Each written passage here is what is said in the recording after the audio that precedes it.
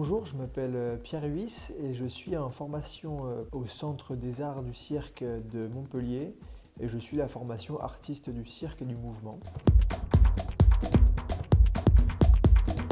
J'ai comme spécialité le machinois, c'est une longue barre recouverte de néoprène qui, contrairement à la barre de pole dance, ne bouge pas sur elle-même. En fait, c'est une barre qui est fixe, qui est recouverte donc de plastique pour avoir une bonne accroche et un bon grip. Il y a plusieurs styles de figures, plutôt des figures dynamiques, plutôt des figures de force, donc statiques. J'ai toujours été passionné par cet univers depuis que je suis tout petit. Et j'ai appris en fait que les dates de sélection et les possibilités d'entrer dans les écoles de cirque étaient limitées à 22 ans. Quand je me suis inscrit, j'en avais 21 et c'était maintenant ou jamais et je ne regrette pas du tout, c'est super. Être capable de m'amuser partout et de pousser un peu mes limites dans le cirque et dans les autres domaines sportifs. J'adore les compagnies québécoises comme le Cirque Éloise.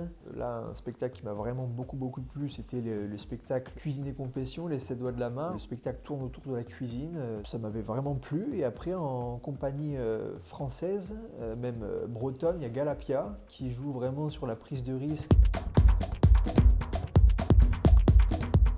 Déjà, il faut savoir que chaque fois qu'on présente quelque chose, on a quand même bien travaillé avant, donc on sait faire, il n'y a pas de prise de risque. Déjà, ça c'est plus rassurant. En général aussi, on a montré notre numéro à des équipes pédagogiques avant, ou même des collègues qui nous ont donné leur avis, et donc c'est rassurant. On sait que le spectacle fonctionne. Déjà, j'essaie de me rassurer dans ma tête en me disant que ce que je montre fonctionne. Et c'est comme tout, plus on en fait, moins on stresse. Je me dis aussi que c'est peut-être un peu hautain de dire ça, mais c'est moi le patron et basta, ça va bien se passer.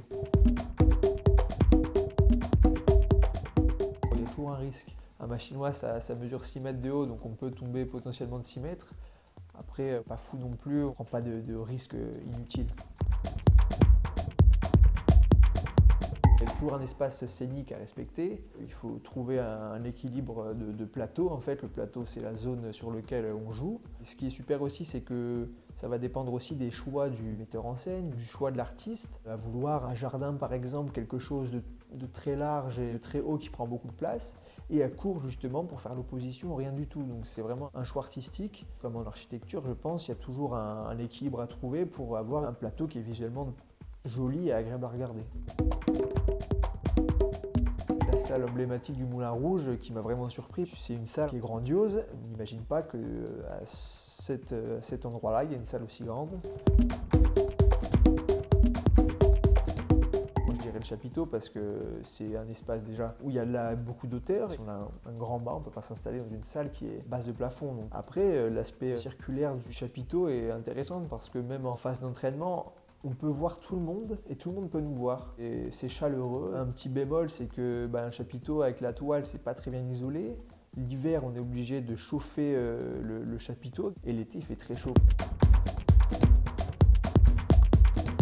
Intérieur, pour moi, ça me rassure plus. On peut déjà tout contrôler. Il n'y a pas de vent comme l'extérieur, il n'y a pas le soleil qui peut d'un coup surgir entre deux nuages. Je dirais plutôt intérieur.